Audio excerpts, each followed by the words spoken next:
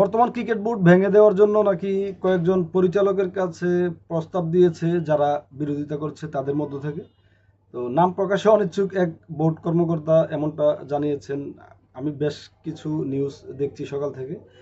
আবার গতকাল কিছু নিউজ শুনেছি যে যারা বোর্ডের অংশ বর্তমানে, কিন্তু তারা বলছে যে বোর্ড সঠিক নয়, এবং তারা তামিমের যেই দাবি সেই দাবির সাথে একাত্মতা পোষণ করেছে। তো এই যে আলোচনাগুলো হচ্ছে, এগুলো আসলে ওই আলোচনার মতোই হতে পারে যে আলোচনাটা উঠেছিল যে বুলবুল সাহেব আর দেশে ফিরবে না।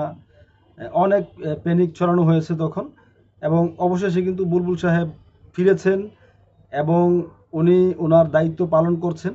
তা আমি আসলে এগুলো নিয়ে কথা বলছি একটাই কারণ, যে বুলবুল সাহেব অবশ্যই অনেক যোগ্য একজন ব্যক্তি, ভালো লোক। আমরা ক্রিকেট বোর্ডে চাই যে ক্রিকেটারদের, তো সেই ক্রিকেটার হিসেবে উনি যখন বোর্ডের সভাপতি হয়েছেন, আমরা অবশ্যই শুভকামনা জানিয়েছি এবং ওনার পক্ষে থেকেছি। তবে যে কাজগুলো হচ্ছে এগুলো আসলে একেবারেই কাম্য না। তদন্ত কমিশনের যে তদন্ত চলছে এখন, আশা করি এটার মাধ্যমে সব কিছুর সুষ্ঠু সমাধান হবে।